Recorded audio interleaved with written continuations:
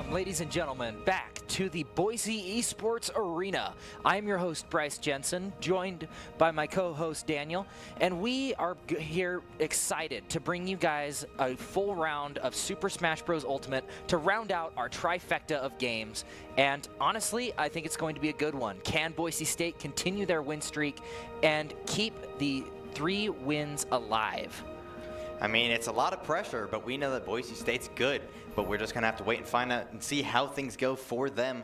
They've been able to put up a real good fight in both Rocket League and in Overwatch so far. But we still got one more great thing lined up. Like you said, we do have Super Smash Bros. And I'm really looking forward to see how that goes with all the different characters you can choose from, all the different strategies, things like that. It's always super exciting. Yeah, last week we saw Boise struggle just a little bit, but eventually pull out the win against the University of Las Vegas. And I'm honestly expecting something a little bit similar tonight. And what are you kind of expecting to see out of Boise today, if you kept up with their past few games? Well, something that everyone should know by now is that it's really important to learn from your mistakes. And so like you mentioned before, Boise State struggled a little bit last time, but I imagine that they can use that difficulty, even though they didn't end up winning, it was to a difficult extent. So I imagine they will be taking that experience and using it to mold how they play tonight, so that way they can avoid that potential mistake again. So. Yeah, I'm expecting a lot out of Boise State tonight, and especially from their players. So let's look at some of Boise's players. But first, let's talk about a few of Doc's keys to the game. In Super Smash Bros., punish opening, roll to dodge, win in neutral, and remember to taunt. A lot of these things are very important. They are the keys for a reason, like we see in other games. He's got a lot of great things to keep in mind, and all the players, I imagine, in some capacity are able to think about in the middle of the matches too, but it's a lot of fast-paced combat, so they got to be extra careful that they use them properly. And here are our players for our wonderful Boise State team. We have Corey Kotak, Sebastian Leeper, Colin Carpenter, JC Ho, Seth Carmoody, and Tyler Wills, rounding out our team of Super Smash Bros. And honestly, these guys have been playing really well over the past few weeks and just kind of learning from their mistakes, especially from their games against the University of Las Vegas and the one against Kansas 2 weeks ago. And I'm excited to see how they approach this with Michigan tonight. Well, we do see there listed at the bottom is King DDD. And it is a thing that honestly doesn't really surprise me to see, because we've seen that a lot recently with having somebody as big, as tanky, and as powerful as DDD there as an anchor is very crucial. We've seen it being used both to great effect and to not so great effect, just depending on how the enemy team is able to handle that. So maybe Michigan State will have a plan in mind to combat that.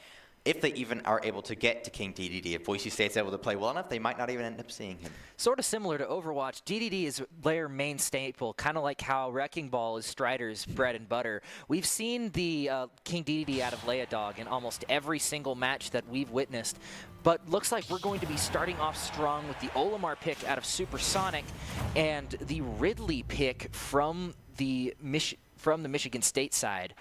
Two fairly different characters, one that really wants to get up in your face and the other that really needs to sort of stay back and use his Pikmin in order to just kind of weaken the opponent.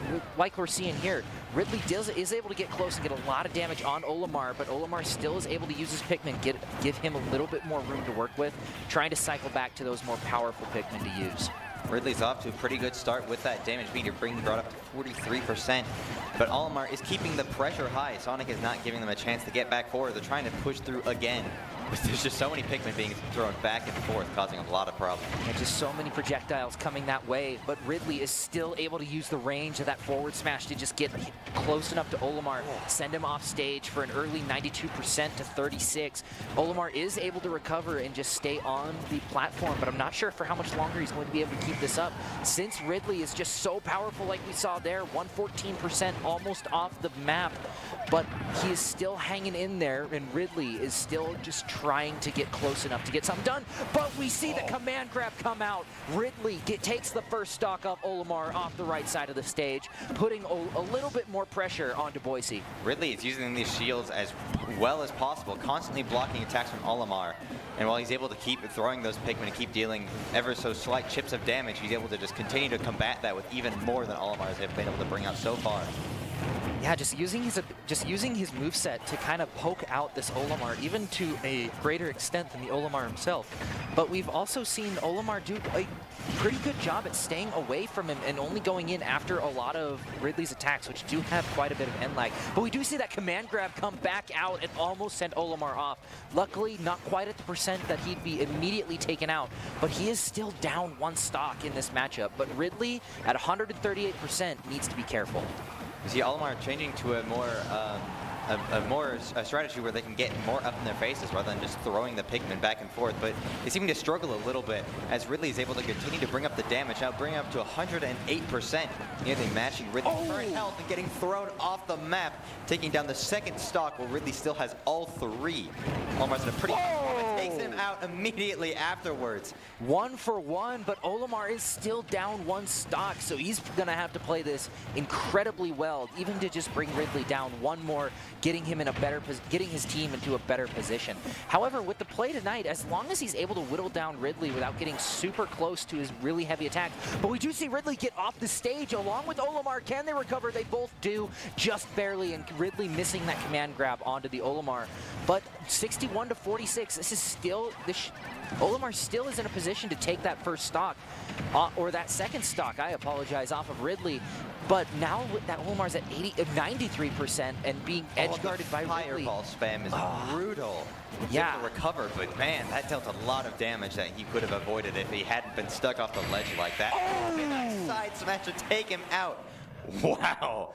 Back air out of Ridley, ending off the 1st battle of this round with Ridley up 2 stocks. Wow. That is definitely one way to start off this game. And I mean, that Ridley just knew exactly how to play it. He knew not to give that Olimar any amount of space, and he was just able to play his cards right in the fact that he was able to keep Olimar off the stage for so long, never giving him an inch. And that fireball spam we saw there at the end was especially brutal to witness. Poor Olimar got stuck in multiple different spots, and that was just where all the fireballs were going. Fortunately, in that 3rd stock, he was able to use that shield a little bit more effectively. But even then, he still got eliminated, and that gave Dice. That gives Dice still that gives the Michigan State 2 stocks to work with, and while Boise State only has 3 players left on the roster. Yeah, it's definitely a kind of weird spot that Boise is being put in right now, because, I mean, we've seen this a few times. The Olimar goes down 3 stocks, and then they have to bring in a next one, but usually it's not that quick. Olimar is usually able to get 2 and sometimes even 3 stocks out.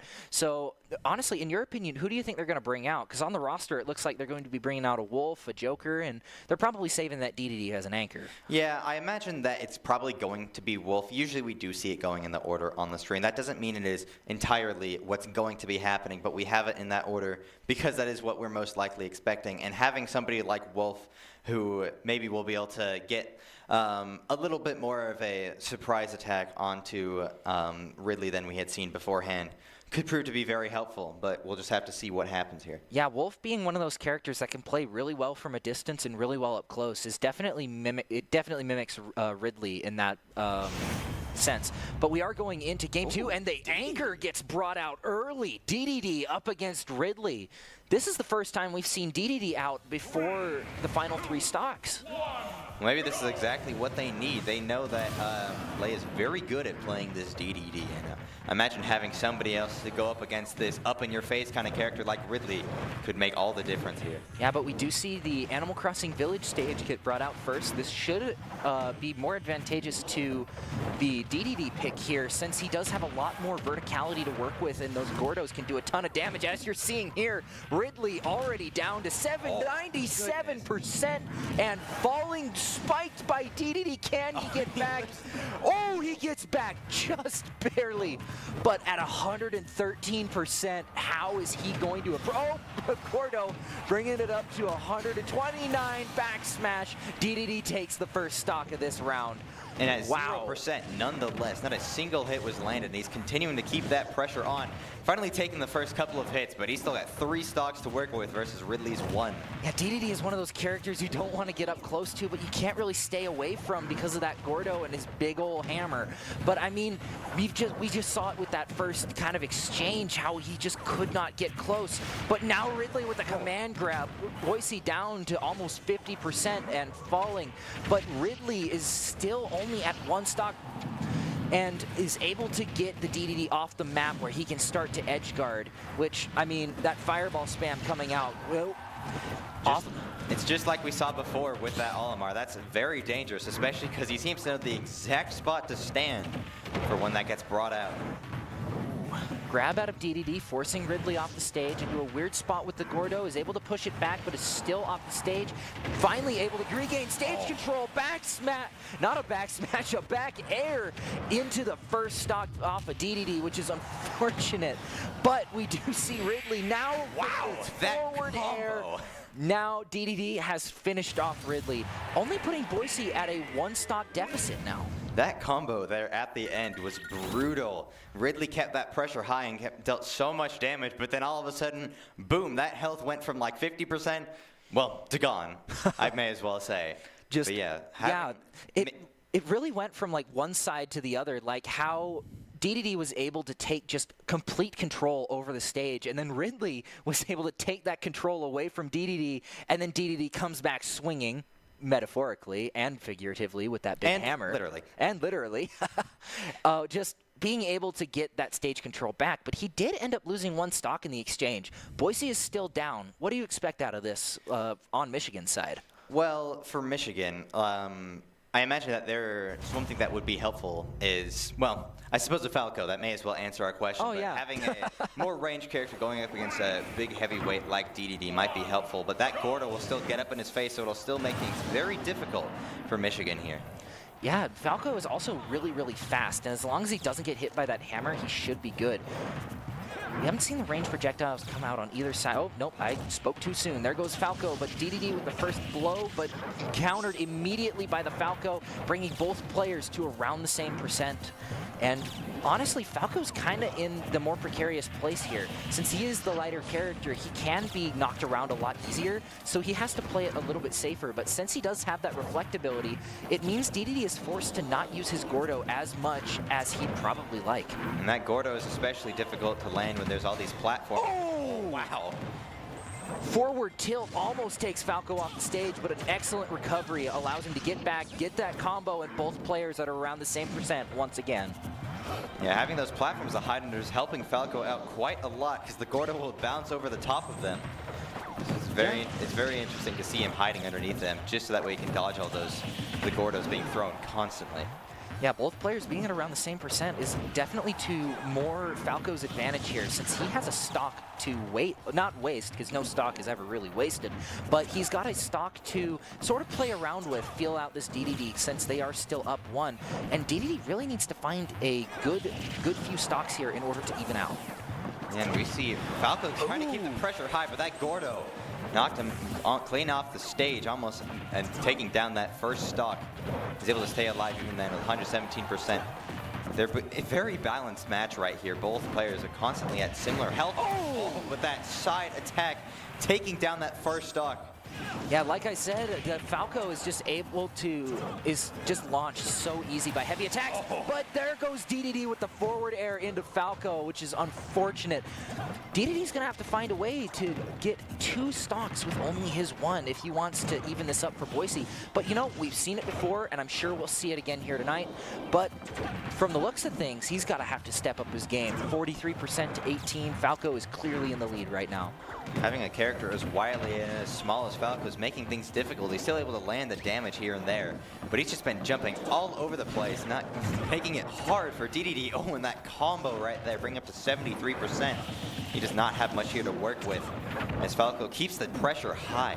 Yeah, the Pokemon Stadium pick, like you said earlier, is definitely working out to Falco's advantage. We can see it here, even right here. DDD is being forced onto these platforms, and Falco's just able to kick him from below and just kick him while he's down.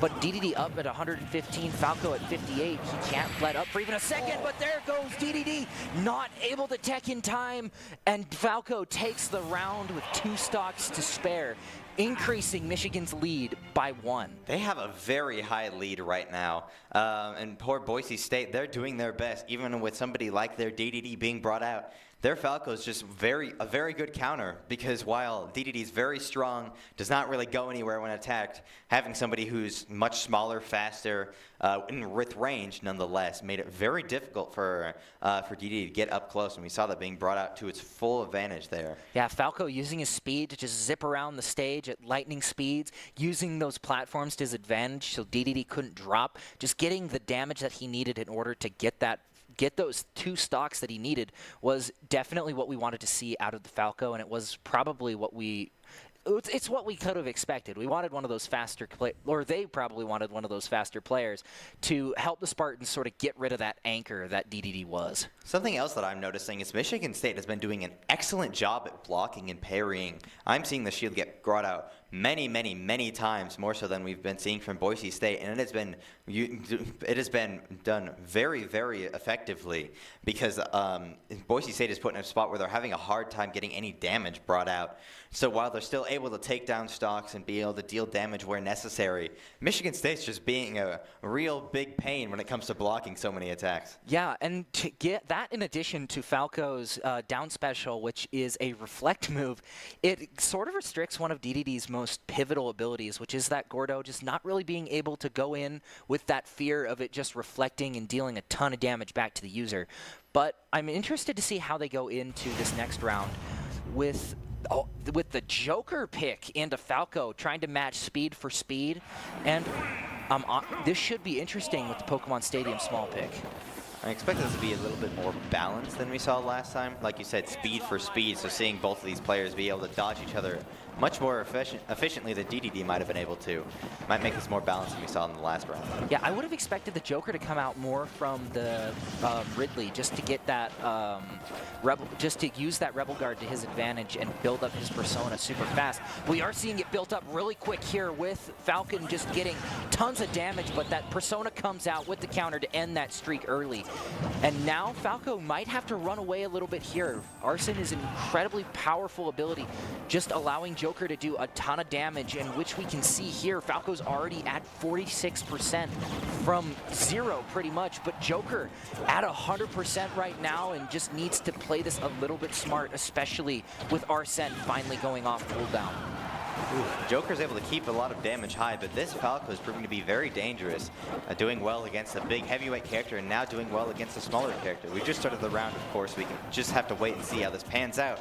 But things are looking kind of rough for Joker right now at 144%, being launched right off the map, taking down that first of 3 stocks while not even losing one of his own. Yeah, the issue with this map is that the advantage goes to whichever character can control that low ground and force them up high. Like we've been seeing this Falco do, he can just punch upwards at these characters on these platforms. Because of his hitbox being so long, Joker already down to 77%, and without even taking a Falco off the stage, and just unable to find that recovery.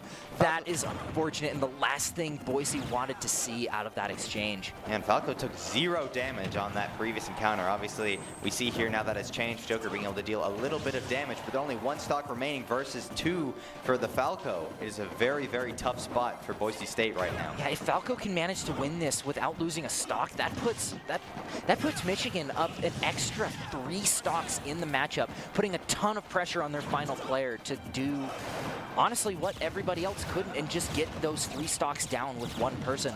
But we do see Joker's Arsene come back up, and he's able to push in with this Falcon, and since he's at 121%, he needs to play this a little bit harder. Joker not letting up the pressure while he has this extra damage out, but his Arsene is quickly running out here. He needs to find something on this Joker, which he does. Unfortunately, not enough to kill, and the Falcon is able to come back, but not before taking a ton of damage in the process.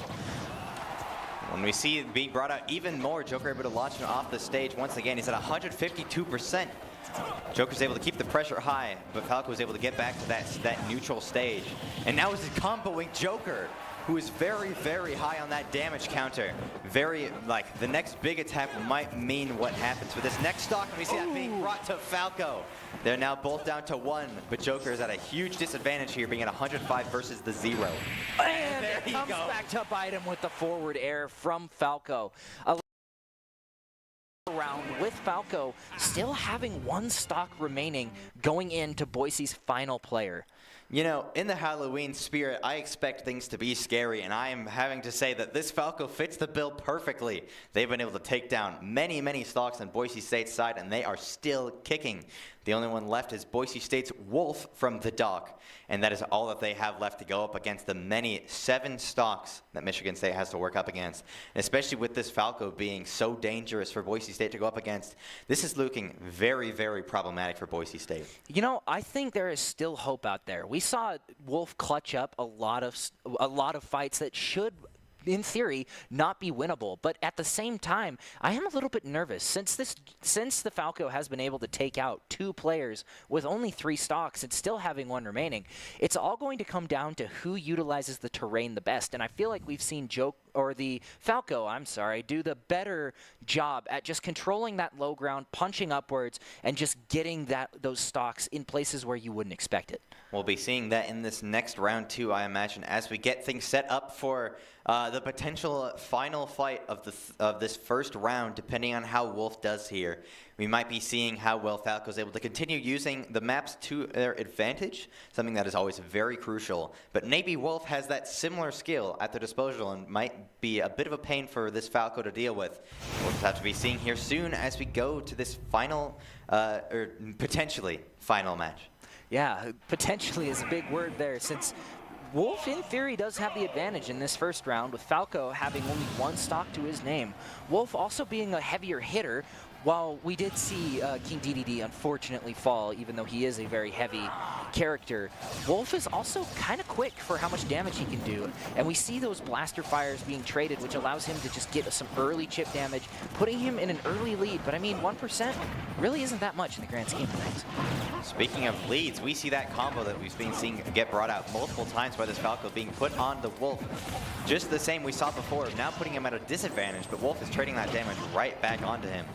Yeah, Wolf is, while they're from the same universe, being Star Fox, Wolf is definitely does a lot more damage in comparison to everybody else from their roster. Falco can do a ton of damage with his really quick attacks, but as long as you're able to avoid them and get your hits in, you can see what we're seeing right now. Wolf just able to get a ton of early hits. Falco already at 128%, put in dangerous territory, and if Wolf can take him out here, he's put on even footing for his next round. Yeah, hopefully he can take down Falco before losing that first stock, but Falco's making that very difficult by attacking constantly. Wolf is able to take him down, taking this round for himself, allowing Boise State to continue kicking, but they're still at a disadvantage here, so maybe we got to see if this Wolf can make this work for themselves. 1 stock down, 6 to go. Wolf definitely does still have a chance here. As long as he plays his cards right, I feel like he should be able to do this fairly, or not easily. I should not use that word at all. It's this is definitely not an easy thing, yeah, not even but close. He should, in theory, be able to do it. I mean, we saw some excellent plays out of him last week against Las Vegas, and we might be able to see that again against the Spartans here tonight. And in the end, if he does manage to lose, it is still a best of 3. They still have 2 rounds to go. There's a lot of stuff left to be played, but let's get everything on the field right now. Let's see. I want to see Wolf take another 6 stocks before we end off tonight. Yeah, well, Wolf has to go up against a Ness and a Sora, which, depending on how those players play and how well they know their characters and are able to utilize their skills to their max capacity, things could either work very well or very poorly for Wolf, or maybe somewhere in the middle. We'll just have to see. Maybe he'll be able to take down another one of Michigan's players, or maybe Michigan will be able to stomp them into the ground for this first round and take it for themselves. We'll just have to wait and see as we get prepared for the next matchup that Boise State will be going up against Michigan State. Wolf versus Ness or Sora.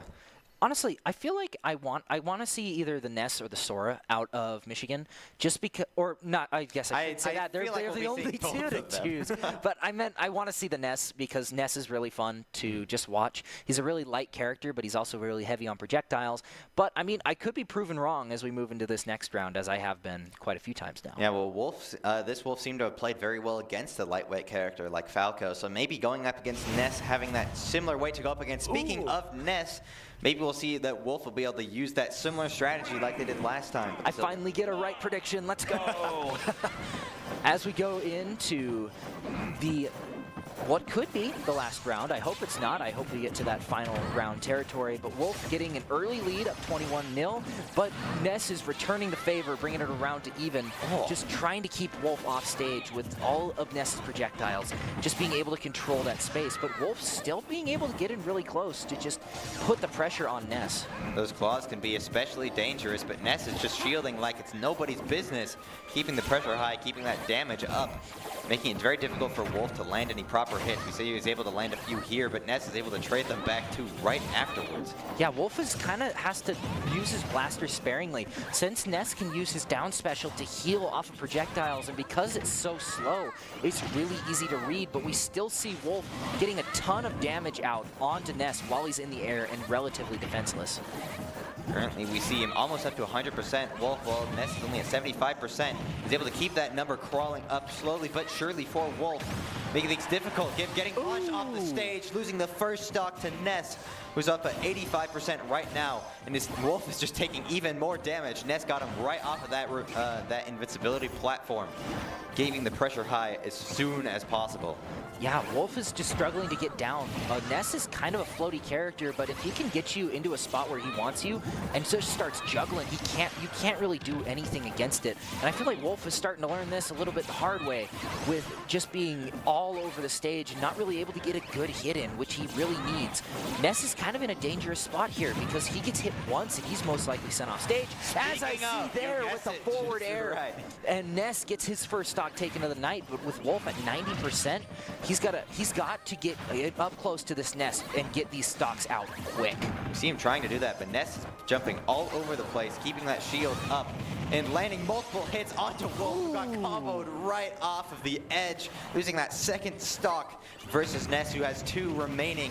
He only has a little bit left to work with and still has 5 stocks to break himself if he wants to win this first round.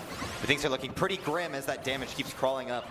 Yeah, Wolf is just struggling to find any meaningful damage that he needs to get through to this Ness. Just get him up to that percent where he can deal a ton to get those easy stocks. And it's just looking really grim because he's not able to get forward and can't use his long-range damage because of that Ness's ability to heal off of it. We do see a pretty good hit off of him there, but can he pile on the pressure? He's up to 120% right now. Ness only has to get a few more good shots to take him down up to 132%. And getting that lightning almost hit him, but he's able to get back on the stage and control neutral here. So he's trying his best to knock Ness off that upper platform, but he's just proving to be a real pain for him to even hit. Oh, and we see him being launched off, and Michigan State takes that first round. Man, some of those players were ruthless. Yeah. That was a ruthless game out of Michigan State. And honestly, I didn't expect the DDD pick to come out so quick since King DDD has sort of been their anchor for the past few weeks. And bringing it out early sort of seemed like the right pick, but also at the same time, it left you open for those final moments. We've seen Wolf come out second to last most of the time in their matchups, but I just don't think that they had the experience to go up against 2 to 3 people taking 3 stocks like that DDD did. And it just sort of worked out in Michigan's favor.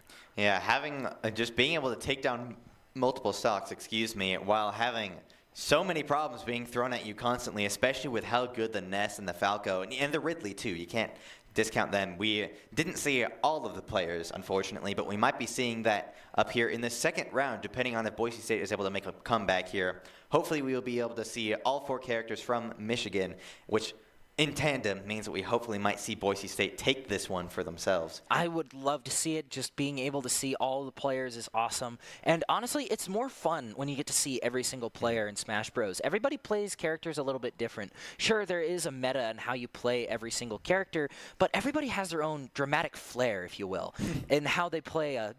Don't mind my jazz hands. I talk with my hands if you haven't noticed.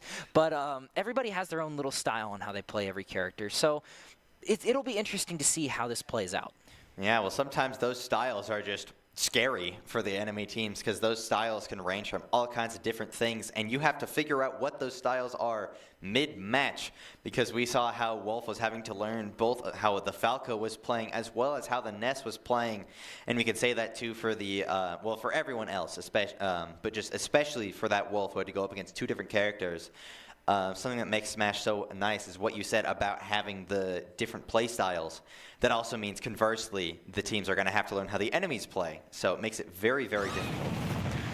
Oh, looks like we are starting off a little bit ahead in the round here. Ness and Pyra Mithra, up against one another. Both of them are at around the same percent here, with Ness kind of being in a weird spot here. Both these characters are super light and don't really do much, or I shouldn't say they don't do much because they do a lot of damage, but if you get up close to them, they're going to go flying, as we saw with Ness right there.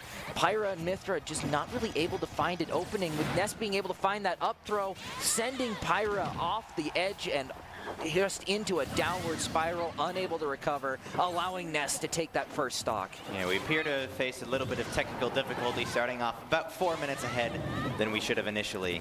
But it seems mostly what happened is both players constantly dealing damage but not being able to find a pick until just now, with Pyra and Mithra losing their first stock. We see Ness keeping the pressure high on Michigan State's side.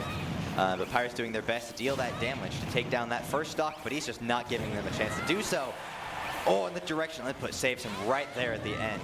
Now, good hit off Pyra, not really able to edge guard, and kind of gets the roles reversed on her. Now the Ness is going to take a turn just trying to get her off the stage. But we see the Mithra get swapped out as the throw comes out. Ness at 162% in a really weird spot. This Pyra, anything she throws out will most likely kill this Ness here.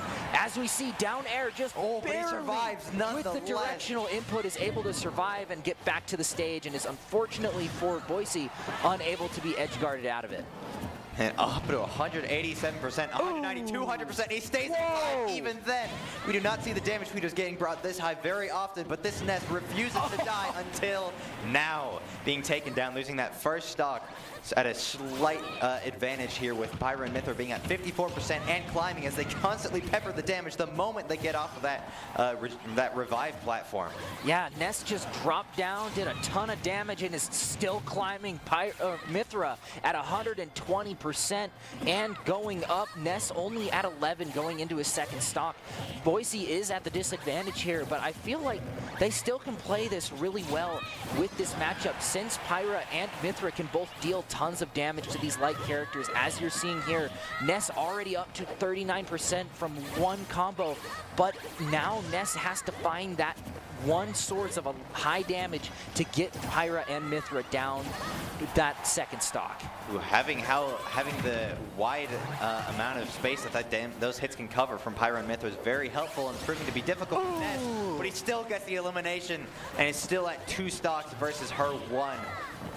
Yeah, Mithra's still able to find quite a few hits on Ness, even though they are now at 19%. And they are able to recover, even though Ness is doing a pretty good job with the edge guarding. PK Fire's coming out, not really able to find its mark like Ness probably would like it to. Spartans are doing a great job at controlling this centerpiece and just not letting Pyra set up for just about anything. But we do finally see Ness get knocked away for Pyra Mithra to finally get something done here. See Mithra continuing to do those up air attacks that are just constantly launching Ness all across the stage, but he's still able to try his best to stay in that neutral platform, be able to retake control of it himself, and he's able to hit with that lightning bolt. Mithra's able to get back onto that center stage, but is struggling. Ooh, Ness is able to recover without the use of his up special, just being able to get up top. But the parry mechanic from Pyramithra is coming in handy, just trying to get him off. But the Ness edge guarding just proved to be a bit too much for Pyramithra recovery to handle, allowing Ness to take this round up 2 stocks. You know, seeing how Ness was able to play in that first round, it's no surprise that we now see him getting brought out first rather than third. And we see that being used again because he only lost 1 stock, was able to take down Pyra and Mithra all the way. So maybe we'll see someone like Olimar King DDD might have a better chance than Wolf did in that first round. Or maybe even we'll see Wolf have a bit of a change in strategy, maybe a different plan than we saw that first time around.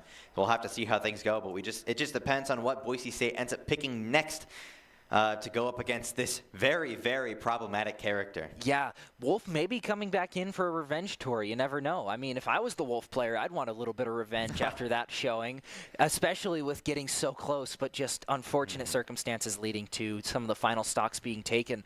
But yeah, honestly, I don't think we're going to see the DDD pick again super early. I think Boise did see that. Oh, looks like Wolf is coming back for the revenge tour, like I said.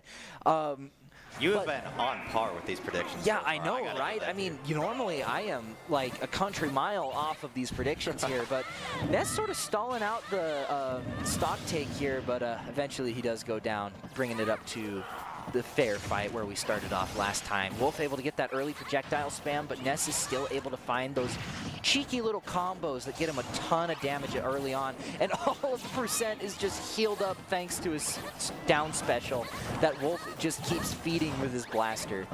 Yeah, you did mention at the start of this fight in the first round, being able to heal off those projectiles makes it very difficult for Wolf. We see it there again. That 0%, these projectiles are not helping, but he's somehow able to bring up to 27%, seemingly out of nowhere. But that similar amount of damage gets brought out to Wolf, who's at 90%. Oh! Destroyed him out of nowhere. Ouch, that looked like it hurt. Oh yeah, no kidding. It's constant attacks being brought out onto Wolf. He's trying his best to do that out all over the place, the poor kid. I mean, last round we saw him go up to 200%. We may see it again this time if Wolf is unable to find one of those big hits. Oh, and Ness finds it beforehand with the forward smash, bringing Wolf down yet another stock. But Ness gets launched off to the side and is able to heal just a little bit. Oh, that is unfortunate for Wolf. But he's still able to keep that Ness just a little bit away from him and trying to find that one shot that will get him down another stock. But even still, Wolf is in a weird position with the forward smash, bringing it back to a 1-1. But it's not quite even since Wolf needs to go into this next round, even if he does win, with a 1-3 disadvantage. This Ness is awfully stubborn, refusing to go down when Wolf wants. Imagine Boise State will be able to take them down with either Olimar or DDD, and then we'll see whoever else Michigan has got up next. But this Ness is just this is just Michigan's card that they wanted to play when they decided, nope, I feel like winning these games. Nah, I'd win. Oh, okay. You know what? But yeah, it's really been a dominant performance from this Ness, just being able to play into what you'd expect to be his counters, right? Wolf being one of those heavy-hitting characters who can also move fast and avoid projectiles. But it just seems like no matter what he did, he was always in a PK fire, always in a combo, always off the stage, where Ness was able to take advantage of his, well, strengths and just dish out tons of damage that Wolf was unable to compete with. We'll have to see if that gets brought out again. Depending on if we see Olimar or DDD, it'll be a completely different play style on Ness's part. To be fair, we have not seen Ness go up against a DDD, so I imagine it'd be a bit of a different encounter, seeing a heavyweight character be brought up against him rather than the lightweights that he's only seen so far. Who would win, Small Child or Penguin with large hammer? To be fair, Penguin with a large hammer got kind of beaten to the ground last time in a really unfortunate state, but we won't be seeing Penguin with a large hammer just yet as Olimar gets brought out as the counter to Ness. The funny plant man has to go up against the Small Child, and now I feel like Olimar's in a little bit better position. I mean, even with that said, he is this is the first player off of Michigan's side to find the Pikmin he needs in order to get the space that he'd like, and Ness is just able to get up in his face a centimeter to breathe with. Olimar's finally being able to get a lot of that damage off, but Ness just smacks that Pikmin out of the sky with his baseball bat. Continues to do so with another. Smacked right in the face, allowing Boise to take the final stock off of Ness. That was a very, very tough character for them to go against, but 8 stocks down, they're finally able to take down this very, very scary character, and they only have 4 stocks to work with up against the 9 that Michigan State has. So it's a very, very tough spot for them to be in. But there's still a chance. Supersonic's great. Leia Dog is great. But unfortunately, they still have the Falco and the Ridley to go up against that we had seen previously, as well as the mystical Sora that we have yet to see in this match. And you never know. Sora might come out a little bit early just to end it off. Like kind of what we saw Boise and the Broncos try to do with their DDD pick, trying to get that early lead and just take out as many as they could. Unfortunately, it did backfire for him, so it didn't go as planned. But we may see that with the Sora just to get him a little bit of playtime in there. Let all their players play just a little bit more. Oh, as we see on the fan cam with a spooky season, the shaky pumpkin. He's so mad right now at this Ness. I disagree. I feel like he's more shaking from excitement because of how chaotic this game has been so far. Because who knows? He's really anxious for our team, I expect, because things are looking very, very bad for our lovely Boise State. Doesn't mean it's the end, which is why he's still shaking from excitement. So I cannot imagine that. I can't really blame him for being excited, just like I am. I might not be shaking, but that doesn't mean all that excitement isn't still there nonetheless. And even though the skeleton in the crowd might be dead, the crowd is not. We are all still incredibly excited to see how Boise State kind of handles this. Like you said, they are down 4-9 in this matchup here. But, I mean, Olimar still could probably take one more down with him in just assisting this DDD with a few more stocks to go. And honestly, I think we're going to see either the Sora or the Ridley come out. Well, who knows? Maybe the Falco will come out in a surprise turn of events and cut off your streak. But it seems nope, it is you were correct Sora. once again. Man, you just can't challenge me on this stuff. I just know too much, apparently. I'm in their heads. I'm glad to see the Sora, though. That way we can see every character from both teams. The early win, bringing us to Boise's final character. Yeah, well, DDD, Leia Dog is great at playing him, and so hopefully knowing the fact that Sora is a lightweight character, that hammer will just launch him all over the stage, hopefully all 3 times without losing any herself. But this is a really, really, really unfortunate set of circumstances. 1 character at max stocks versus 3 characters all at max stocks. Boise State versus Michigan State. Things are looking very, very scary, but I'm excited to see how Leia Dog will make a potential comeback here.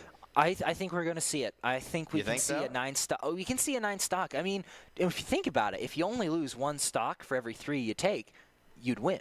Well, depends on how you decide to do the math and the order, but I mean, sure, we'll go with that. But I feel like in the end it'll have to be a tie if we go off of that math. But I'm not here for math. Why am I here doing math? I'm here to watch people beat the crap out of each other over and over again. Aren't we watching Super Smash Bros. Right now? Yeah, this isn't statistics class. I glad might I'm be not going to that in college, but I'm not going to work to do that. But at the same time, I am a little bit nervous for King DDD. Nope. The swap off of DDD to Bowser Jr., something that we haven't seen yet before. Maybe it's a sleeper pick that Leia Dog is sort of saving for a mysterious occasion? Well, hopefully the mysterious occasion is a near full sweep. Maybe this Bowser Jr. is the switch-up that they need to be able to take down the 3 of Michigan State's characters. But I'm looking forward to see how this goes because this is going up against what Leia Dog usually plays. Yeah, we haven't seen the Bowser Jr. pick out yet, but I feel like it's going to be entertaining nonetheless going into the final round of Bowser Jr. against Sora. Or, I guess not final. Potentially final. Potentially final. But not final. But they're keeping, never mind. We are now seeing Larry instead. We are being, Larry. The surprise is being thrown back and forth.